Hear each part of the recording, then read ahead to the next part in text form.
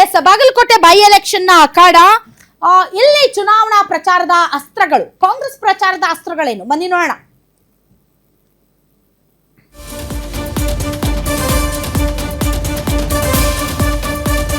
S, ಮೇಟಿ ನಿಧನ ನಂತರ ತೆರವಾಗಿತ್ತು. ಸೊ ಕಾಂಗ್ರೆಸ್ ಮತ್ತೆ ಬಿಜೆಪಿ ಸಮಬಲದ ಹೋರಾಟ ನಡೆಸಿರ್ತಕ್ಕಂಥ ಒಂದು ಕ್ಷೇತ್ರ ಇದು. ರಾಜ್ಯ ಸರ್ಕಾರದ ಪಂಚ ಗ್ಯಾರಂಟಿಗಳೇ ಕಾಂಗ್ರೆಸ್ಗೆ ದೊಡ್ಡ ಮಟ್ಟದ ಅಸ್ತ್ರ ಅನ್ನೋ ಲೆಕ್ಕಾಚಾರ ಇದೆ.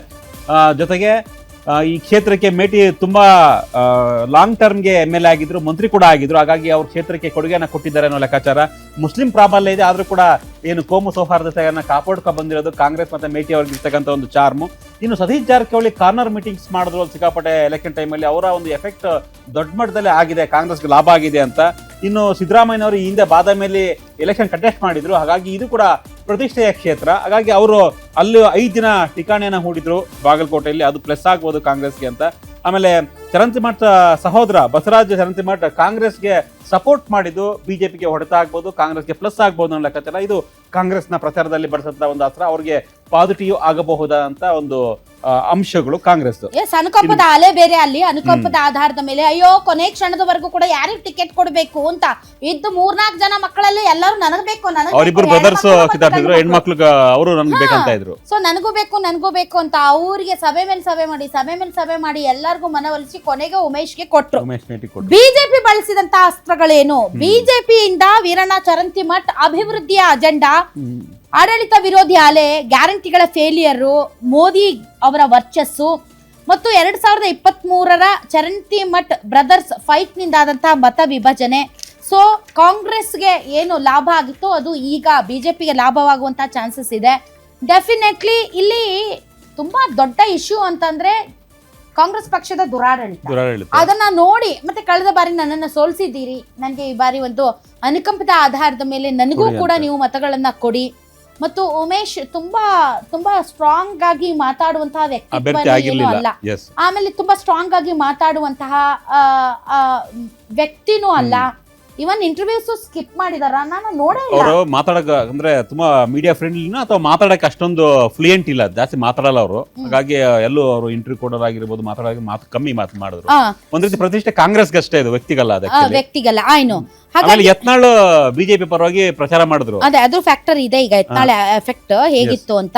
ಸೊ ಇನ್ನು ಮತದಾನದ ಬಳಿಕ ಅಲ್ಲೂ ಒಂದು ಇದಾಯ್ತು ಸತೀಶ. ಮೊನ್ನೆ ನಾನು ಸುದ್ದಿ ಓದ್ದೆ, ಏನೋ ತಾಲೂಕು ಘಟಕದಲ್ಲಿ ಕಾಂಗ್ರೆಸ್ನ ಇಬ್ಬರನ್ನ ಯಾರನ್ನೋ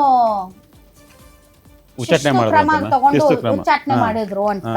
ಈ ಕಾಂಗ್ರೆಸ್ ಬಾಗಲಕೋಟೆ ದಾವಣಗೆರೆ ದಕ್ಷಿಣದಲ್ಲಿ ಇಂತ ಉಚ್ಚಾಟನೆಗಳನ್ನ ಮಾಡ್ತಾ ಇರೋದ್ ನೋಡಿದ್ರೆ ಇವರಿಗೆ ಇಲ್ಲೂ ಕೂಡ ಭಯ ಕಾಡ್ತಾ ಇದೆಯಾ ಅಂತ ಗೊತ್ತಿಲ್ಲ. ಇನ್ನೊಂದ್ ಕಡೆ ವೀರಣ್ಣ ಚರಂತಿಮಠ್ ಅವರು ಒಂಥರ ಇನ್ನೂ ಕೂಡ ಒಂದು ಜಮೀನ್ದಾರಿಕೆಯ ಸಾಹುಕಾರಿಕೆಯ ಮೂಡ್ನಲ್ಲೇ ಇದ್ದಾರೆ ಅಂತ ಅನ್ಸುತ್ತೆ. ಯಾಕೆ ಅಂತಂದ್ರೆ ಮನೆಗೂ ಒಳಗ್ ಹೋಗಿ ಕೈಕಾಲ್ ಹಿಡಿದು ಆಮೇಲೆ ಕಾರ್ಯಕರ್ತರು ಮನೆ ಹತ್ರ ಬಂದ್ರು ಜಾಸ್ತಿ ಎಂಟರ್ಟೈನ್ ಮಾಡಲ್ಲ ಅಂತ. ಈಗ ನೀವು ಎಂತ ದೊಡ್ಡ ಲೀಡರ್ ಇರ್ಲಿ, ಎಂತ ಕೋಟಿ ಗಟ್ಲೆ ಬಾಳ್ಲಿ, ಎಲೆಕ್ಷನ್ ಟೈಮ್ ಬಂದಾಗ ಅಪ್ಪ ಅಣ್ಣ ತಮ್ಮ ಅಂತ ಇರ್ತಾರೆ. ಆದ್ರೆ ವೀರಣ್ಣ ಚರಂತಿಮಠ್ ಒಂಥರ ಒಂದು ಸಾಹುಕಾರಿಕೆಯ ಮೋಡಲ್ಲೇ ಇದ್ದಾರೆ. ಅದು ಒಂದ್ ಸ್ವಲ್ಪ ಜನರಿಗೆ ಬೇಸರ ಅಲ್ಲಿ. ಈಗ ಹೆಂಗ್ ಮಾಡ್ತಾರ, ನಾಳೆ ಗೆದ್ರ ನಮ್ಗೆ ಸಿಗ್ತಾರ ಇಲ್ಲ ಇವರು ಅನ್ನೋ ತರದಲ್ಲಿ. ಅದರ್ವೈಸ್ ಆಲ್ಸೋ ಬಿಜೆಪಿ ಮಾತ್ರ ಇಲ್ಲಿ ಸಿಕ್ಕಾಪಟ್ಟೆ ಪ್ರಚಾರವನ್ನ ಮಾಡಿದೆ. ಹಾಗೆ ನೋಡಿದ್ರೆ ಕಳೆದ ಒಂದು 3 ಚುನಾವಣೆಗಳಲ್ಲೇ ಫಲಿತಾಂಶ ಯಾವ ರೀತಿ ಇದೆ ಅನ್ನೋದನ್ನ ನೋಡೋಣ.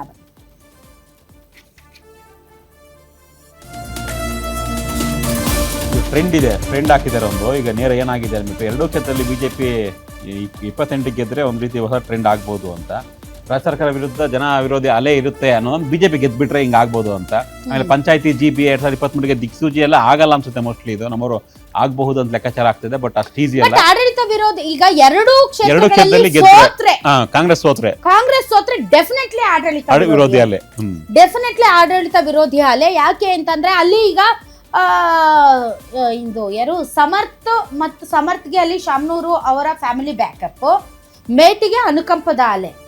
ತುಂಬಾ ಅವ್ರನ್ನ ಕ್ಯಾಂಡಿಡೇಟ್ ಗಳನ್ನ ವಿರೋಧಿಸೋದಕ್ಕೆ ಯಾವ ಕಾರಣನೂ ಇಲ್ಲ. ಕ್ಯಾಂಡಿಡೇಟ್ ಗಳನ್ನ ವಿರೋಧಿಸೋದಕ್ಕೆ ಯಾವ ಕಾರಣ ಇಲ್ಲ. ವ್ಯಕ್ತಿಗತವಾದಂತ ಈತ ಸರಿ ಇಲ್ಲ, ಅವ್ರು ಸರಿ ಇಲ್ಲ, ಬೇಡ ಅನ್ನೋದಿಲ್ಲ.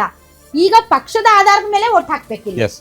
ಸೊ ಹಾಗಾಗಿ ಇಲ್ಲಿ ಎಸ್ಪೆಷಲಿ ಬಾಗಲಕೋಟೆಯಲ್ಲಿ 2 ಕಾಂಗ್ರೆಸ್ ಸೋತಾರೆ. ಇದು ಒಂದು ಮೆಸೇಜ್ ಕಾಂಗ್ರೆಸ್ ಪಾರ್ಟಿ. 2 ವರ್ಷಗಳಲ್ಲಿ ಸರಿ ಮಾಡ್ಕೊಳ್ಳಿ, ಇಲ್ದಿದ್ರೆ ನಿಮ್ ಕಾದಿದೆ ಮಾರಿ ಹಬ್ಬ ಅಲ್ಲ ಅಂತ. ನೆಕ್ಸ್ಟ್ ಜಿಲ್ಲಾ ಪಂಚಾಯತ್ ತಾಲೂಕ್ ಪಂಚಾಯತ್ ಎಲೆಕ್ಷನ್ ಬರುತ್ತೆ, GBA ಬರುತ್ತೆ, ಅದಕ್ಕೊಂದ್ ರೀತಿ ಅಷ್ಟೊತ್ತಿಗೆ ಅಲರ್ಟ್ ಆಗಿ ಸರಿ ಮಾಡ್ಕೊಳ್ಬೇಕು. ಡೆಫಿನೆಟ್ಲಿ.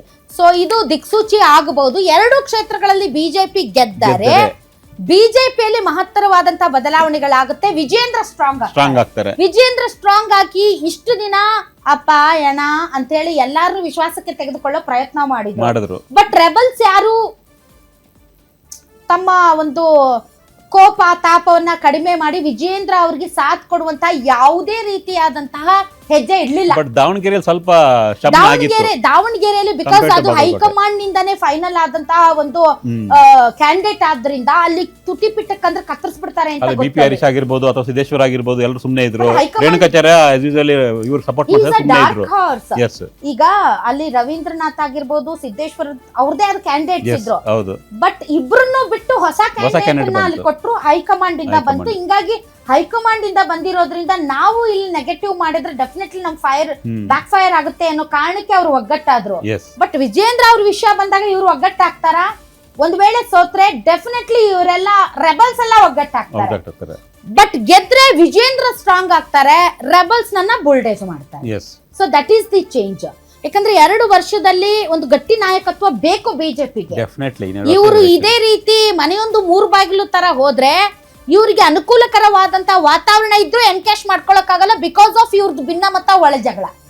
ಇವರು ಸಾಂಪ್ರದಾಯಿಕವಾಗಿ ಭಾರಿ ಫೇಮಸ್ ಈ ಒಳಜಗಳಕ್ಕೆ ಇವರು.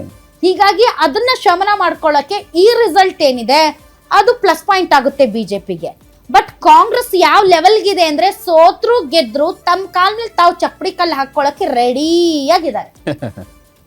ಇವ್ರು ಇದರಿಂದ ಎರಡೂ ಕ್ಷೇತ್ರದಲ್ಲಿ ಅಷ್ಟು ದೊಡ್ಡ ಮಟ್ಟದ ಡೆವಲಪ್ಮೆಂಟ್ಸ್ ಆಗಿದೆ ಕಾಂಗ್ರೆಸ್ ನಲ್ಲಿ. ಸೊ ಏನ್ ಬೇಕಾದ್ರೂ ಆಗೋ ತರ ಕಾಣಿಸ್ತಾ ಇದೆ ಸದ್ಯಕ್ಕೆ. ಆಲ್ ರೈಟ್, ಮುಂದಕ್ಕೆ ಹೋಗೋಣ. ತಮಿಳ್ನಾಡಿಗೆ ಹೋಗ್ಬಿಡೋಣ ನಾವು. ಎಸ್, ಪಂಚರಾಜ್ಯಗಳದ್ದು ತಮಿಳ್ನಾಡಿಗೆ ಹೋಗೋಣ ಈಗ.